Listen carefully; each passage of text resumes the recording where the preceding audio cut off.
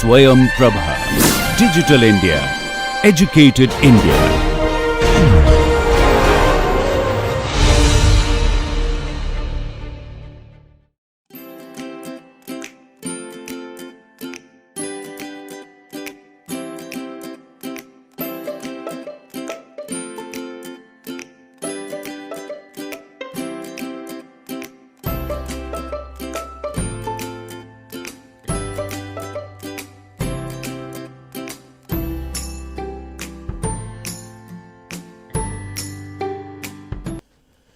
Good afternoon everyone, and today we will be continuing with the module 6, which is micro texture measurements using EBSD techniques in SEM, that is scanning electron microscope. So, today is lecture number 33 and we will continue with understanding the quantitative evolution of Kikuchi diffraction pattern, and this is part 2. The concepts that will be covered in this lecture are determining G matrix using rotation matrices from crystal to pattern and pattern to sample reference frame. And actually we have done this in the previous lecture, but let us summarize this and try to understand what we left there, right. And the second thing is automated indexing of the Kikuchi pattern using the Hauff transformation. So, you see that in the last lecture class, we determined R d, that is the rolling direction, that is one of the important sample reference direction between R d, T d and N d, for example, for a rolled specimen, right. So, the R d that we determined is in terms of the Miller indices. So, we determined this R d from the rotation matrices, right. So, while we determined the R d, we determined RCS, that is the rotation matrices from the crystal frame of reference to the sample frame of reference. So, R, the subscript C means the crystal frame of reference and the subscript S means the sample frame of reference, right. And when we did it, we found out that RCS is equal to RCP dot product RPS. Now, what is RCP? RCP is the rotation matrix between the crystal frame of reference to the pattern frame of reference, and we saw that if we know a particular Kikuchi band in a Kikuchi pattern, let us identify a particular Kikuchi band in the Kikuchi pattern, and then perpendicular to it, the vector perpendicular to it, say it is x, has a certain Miller indices HKL, and a vector y which is perpendicular to x, that means it is parallel to the Kikuchi band, and then let us say that its Miller indices is u, v and w, and the Miller indices of z, which is basically the beam normal, the direction at which the incident beam is falling, that is N d, and let us say it is QRS. As we know the value of x and z, which is HKL and QRS, we can find out the value of u, v and w, and we saw that, right. So, if we look what is RCP, then RCP can be written in terms of a matrix which contains HKL representing the x axis of the pattern frame of reference, u, v, w representing the y axis of the pattern frame of reference, and QRS representing the z, which is N d for the pattern frame of reference, right. And it is dot product with RPS, that means the rotation matrix from pattern frame of reference to the sample frame of reference. So, as we have said in the last lecture that the sample has to be put in the TEM or in the SEM EBSD in such a way that the RD and the TD of the sample is known and is determinable by the software, right. Now, you see the rotation matrix between the pattern frame of reference and the sample frame of reference is the rotation between this x, y and z representing HKL, UVW, QRS with respect to RD, TD and ND, which will have its own Miller indices. We found out that how this rotation matrices can be calculated if we know the angular relationship between x and RD, right. Say it is gamma, like we said in the last lecture. So, RPS becomes equal to cos of gamma sin of gamma 0 minus sin of gamma cos of gamma 0 0 0 1. So, RCS can be also written in terms of RPS dot product RCP. Now, what is basically RCP? Let us look into it in a little detail, though we have seen it in the last lecture. RCP is basically the dot product between the crystal frame of reference, which is what is the crystal frame of reference, say for example, for a cubic crystal. So, the x axis is 1 0 0, the y axis is 0 1 0, the z axis is 0 0 1, right. So, 1 0 0, 0 1 0, 0 0 1 are the 3 axes of important orthogonal axes of the crystal, right. So, in case of cubic crystal it will be like this, dot product with the pattern frame of reference, which is x, y and z. And what is x? As I said, x is HKL, y is UVW and z is QRS. Now, dot product between this identity matrix, which is basically the important crystal reference frame with respect to the pattern reference frame, becomes, you see, if you do it, it again become HKL UVW QRS. So, this value is basically the rotation matrices of between the crystal frame of reference to the sample to the pattern frame of reference. Now, on the other hand, as I said that the rotation matrix between the pattern frame of reference and the sample frame of reference is should be again a dot product between the pattern frame of reference, which is this one HKL and UVW QRS dot product with respect to the Miller indices of the RD plane, that is RDX, RDY, RDZ, the Miller indices of the TD plane, that is TDX, TDY, TDZ. Just remember that these are typographical error, it should be Y and Z, NDX, NDY, NDZ, right. And we have calculated in the last lecture that if the angle between the x, which is HKL, and RD, which is RDX, RDY, RDZ is gamma, then the dot product between these two can be written in terms of cos of gamma sin of gamma 0 minus sin of gamma cos of gamma 0 0 0 1. This becomes the matrix, that is the rotation matrix for the from the crystal frame of reference from the pattern frame of reference to the sample frame of reference. Now, if we look into this equation, we can find out that what is RCS, and RCS is the dot product between RCP and RPS, right. So, if we write RCP, RCP is HKL UVW QRS and dot product with respect to RPS, which is HKL UVW QRS dot product with RDX, RDY, RDZ, TDX, TDY, TDZ, NDX, NDY, NDZ, this equation, right.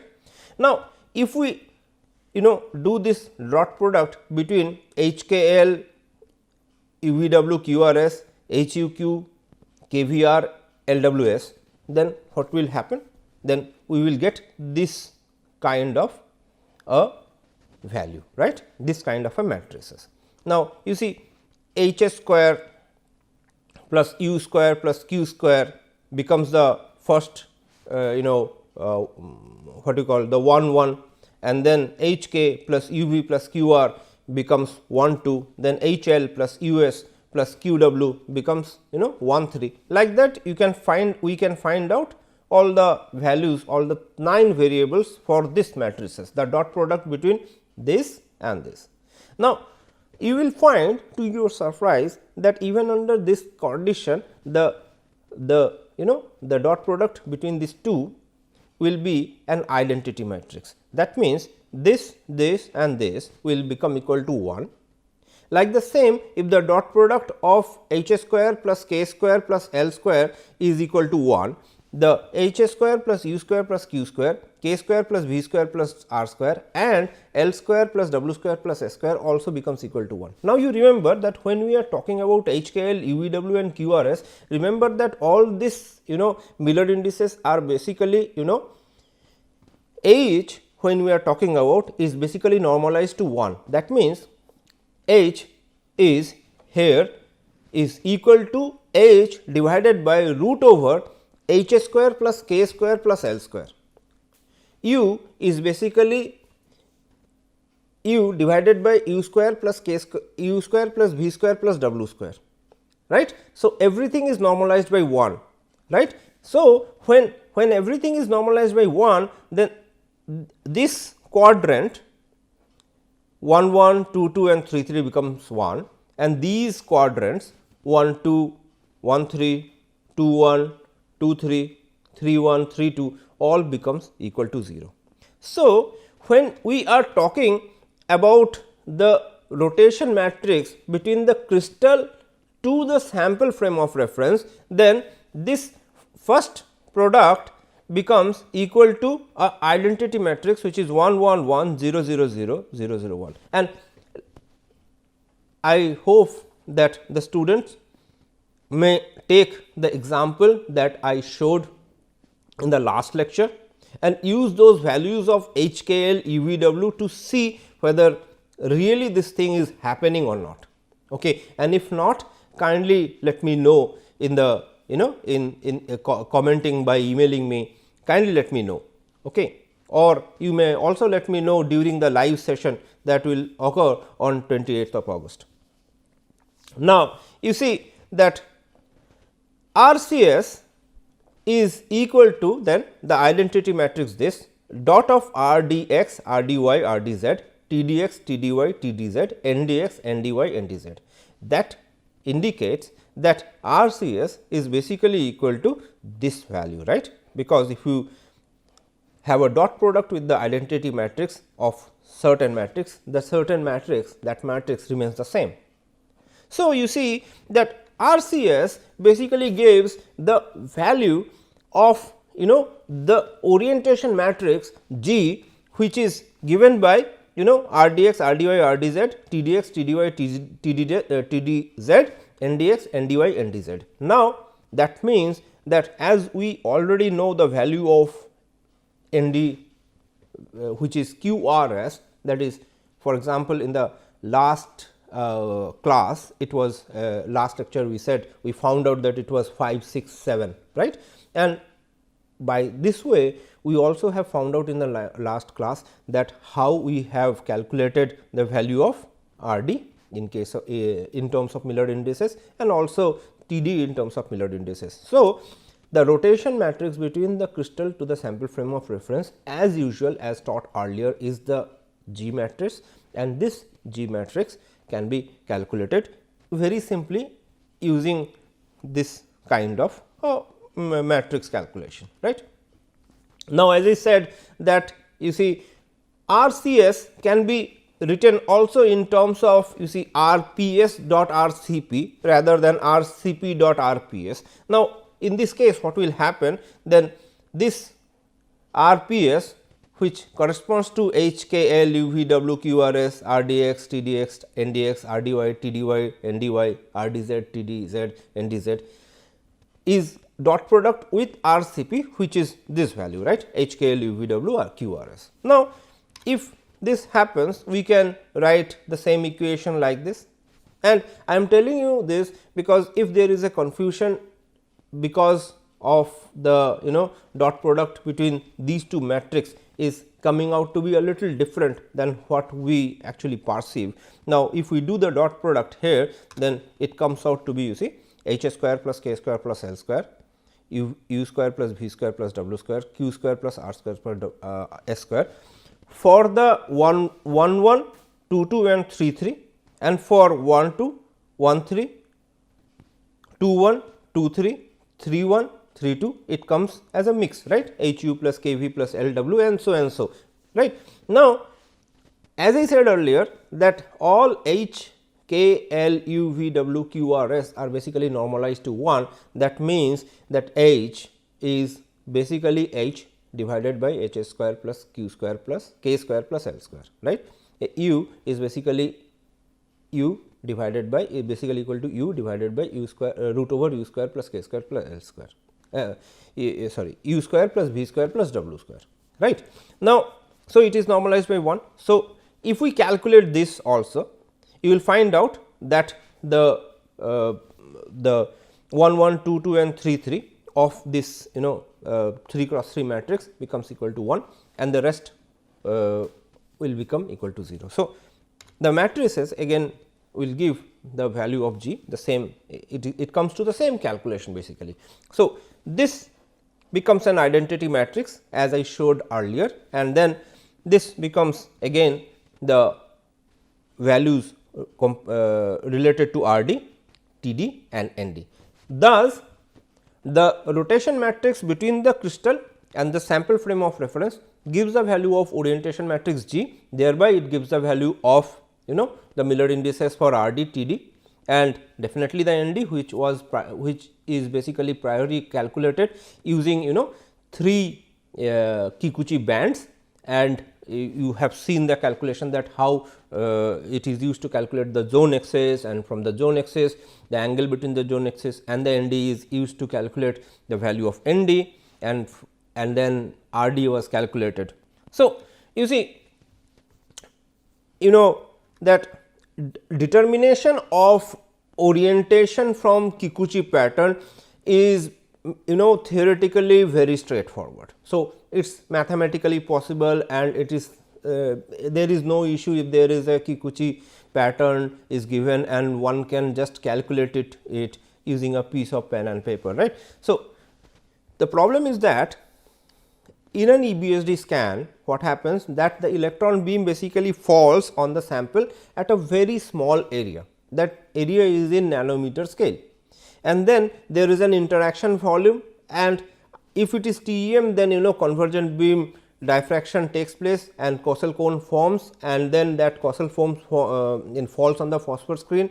On the other hand, in EBSD there is a 70-degree tilt, and again because of multiply scattered electron seems to come from inside the sample, and then it is finally scattered and reinforced scattering because of the periodic nature of the crystal structure. It gives a Kossel cone following the Bragg's law, again forming Kikuchi pattern in a phosphor screen, which is now vertically kept away from the incident beam direction. Now, in both the cases, you see you get the Kikuchi pattern, and calculation of the Kikuchi pattern is so easy, but it is very important to remember that this is a single scan on a polycrystalline material, where maybe 100,000 scans will like that, 100,000 Kikuchi patterns like that will be obtained, right. So, you see basically what happens that the electron beam falls and there is an interaction volume, and then we get the Kikuchi pattern, and the beam basically shifts and falls on the side of it, and then again it shifts, it falls at another point, and like that it scans the whole sample one by one and raster the whole sampled area. Like that, to obtain a particular microstructure in an EBSD or even in a convergent beam electron diffraction in a TEM, a full rastering of say 100,000 points, 100,000 Kikuchi patterns are obtained. So, it is very challenging to apply this calculation directly to for this 100,000 Kikuchi pattern. So, because now therefore, in order to do so, dedicated computer softwares are required. Now, under simplest condition, we just need basically 3 bands, right, and which can calculate 3 zone axes and between 2 bands, right, and thereby we can calculate the reference matrices and G matrices, and from the G matrix one can calculate the Miller indices of R D, T D and N D. Then we can calculate the Euler angles phi 1, phi 2. Then we can calculate the pole figures, right, any pole figure, any HKL pole figure as needed, and from that we can also from the Euler angles we can also find out the inverse pole figure. And also you see we can do complex calculation and find out any important information about the microstructural morphology like the grain size or its distribution, right, or we can find out that misorientation angle parameter using some little complex algorithm. And now you see grain phase boundaries, interface boundaries can be calculated. One can find out low angle boundaries like 5 to 15 degrees or very low angle boundaries like 2 to 5 degrees, which are basically geometrically necessary boundaries. One can determine the fraction of or the length of the grain boundaries like high angle grain boundaries like which are 15 degrees or more. So, there are many things one can do in order to obtain information of quantitative microscopy using EBSD and this Kikuchi pattern technique. But yes, for this a dedicated computer software will be definitely required. So, other than this you see there are not only there are softwares, there are many softwares here, like for example, I will say that the one software that the 3 softwares that we usually use is first is the the B.Tech software that is it is a freeware and is developed by 2 of my very close friends. They are Jean-Jacques Fundenberger and Benoit Boucher. Both of them are professors in University of Lorraine, Metz, France, and you can just type their name and download B.Tech from there, where you can do analysis of these Kikuchi bands, Kikuchi pattern and these quantitative microscopy microstructure obtained from EBSD, TEM and even using XRD. The second software that we usually use is the TSL OIM software, which is basically made by EDEX Ametech company. The third is the HKL software, which is made by Oxford Instruments, and all these softwares are equally beneficial and they will have their own some pros and cons in it, but we use all of them separately and to find out information about these quantitative microstructures, right. So, there are development in the understanding of this Kikuchi band throughout these years, and later it was found that in the Kikuchi bands can be very sharp and sometimes very blurred, and it was understood that it depends on the strain of the sample, the Kikuchi bands are sharp or blur. Now the blurring or the diffusiveness of these Kikuchi pattern is definitely because of the lattice strain, which can be considered like a bending in the lattice, right, which is making the pattern diffused. Now, it is the same thing like you see as we have said that in XRD, when there is a lattice strain present in the sample and this lattice strain is is an heterogeneous strain, then you see there is a peak broadening, right, and the sharpness of the peak basically decreases. It is the same thing, right, in case of electron backscatter diffraction or in case of convergent beam electron diffraction.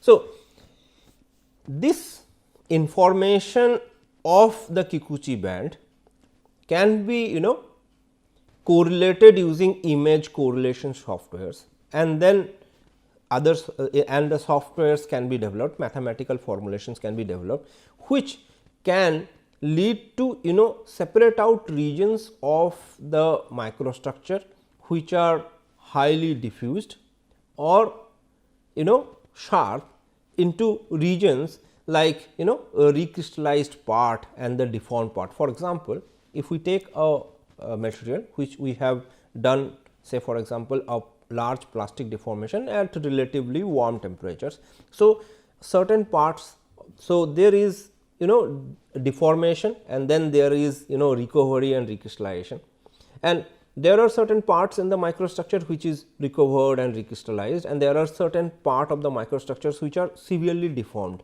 So, the severely deformed part of the microstructure will be having a diffused Kikuchi pattern, right, and the the recrystallized part of the microstructure will be having a sharp pattern. So, you see the pattern quality of the map can decide that whether that part of the microstructure is highly strained or it is in a relaxed condition, a recrystallized condition or not.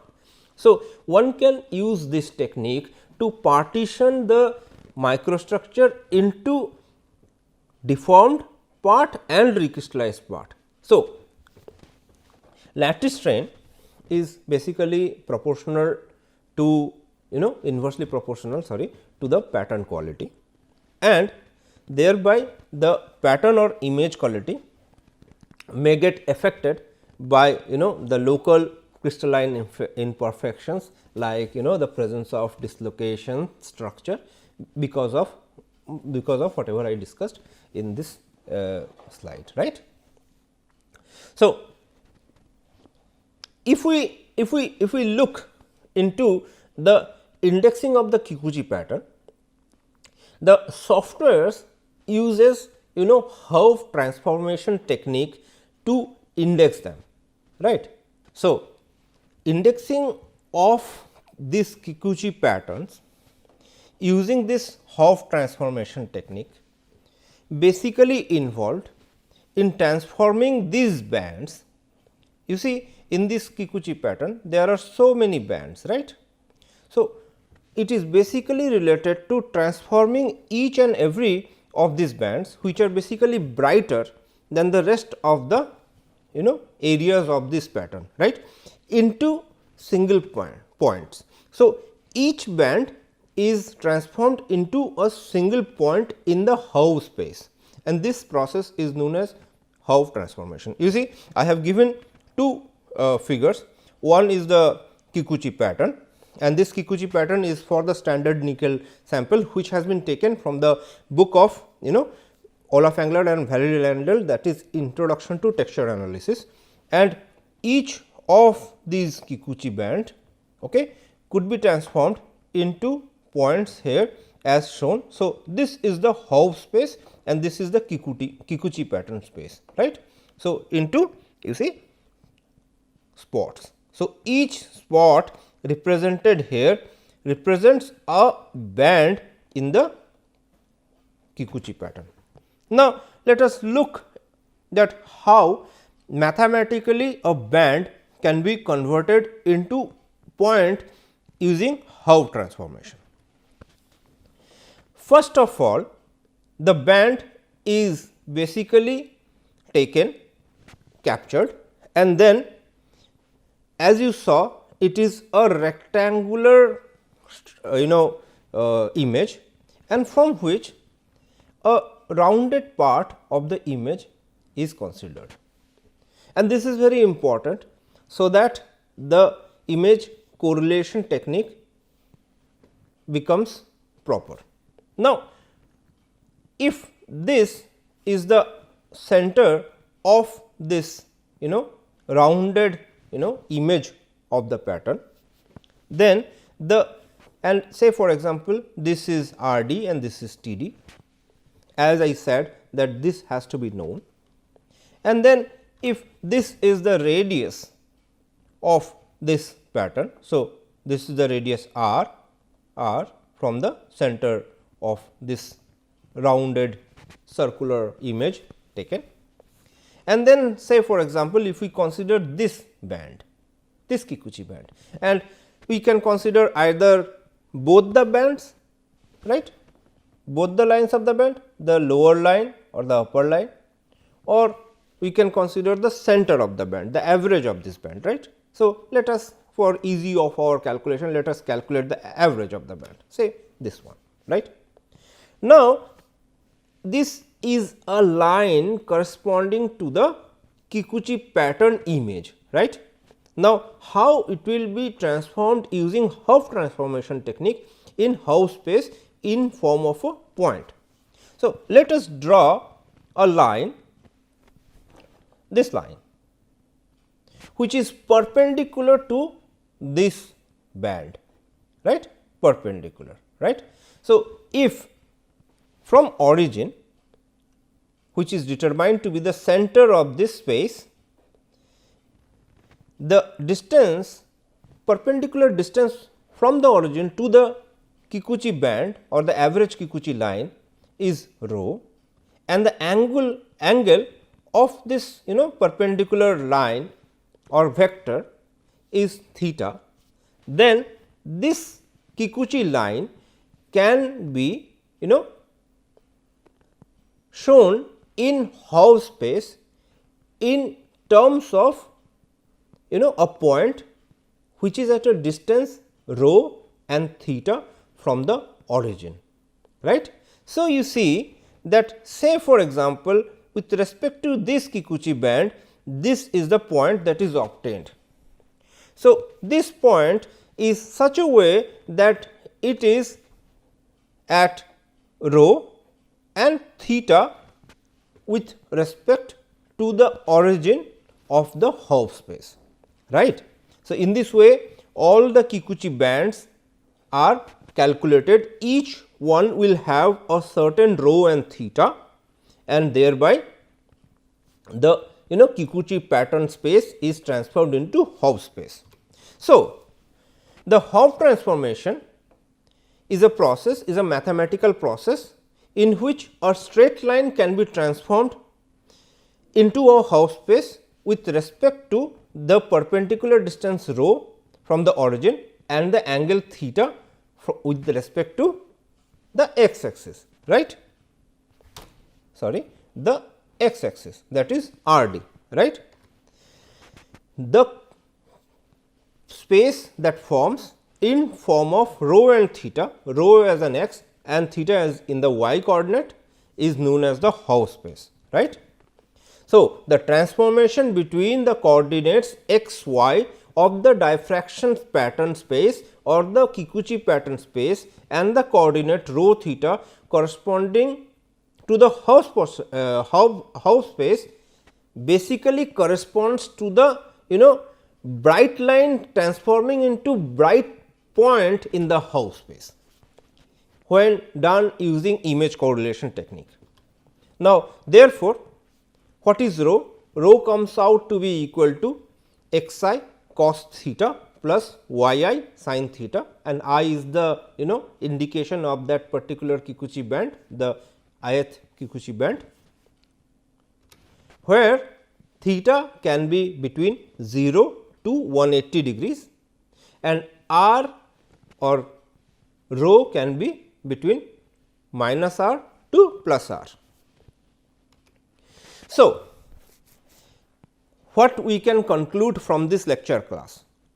We can conclude that the rotation matrix from the crystal to the pattern frame of reference and pattern to the sample frame of reference can be determined using can be used to determine the G matrix, right.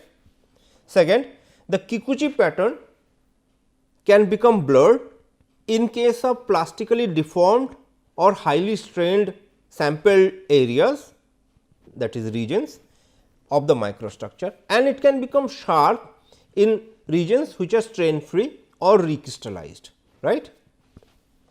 The Kikuchi pattern becomes sharp when it becomes recrystallized, right, in strain free regions of the microstructure. The Kikuchi band are transformed into these lines are transformed into points of Hopf space, which is a space made up of rho and theta, and we explained what is rho and theta in this lecture, right.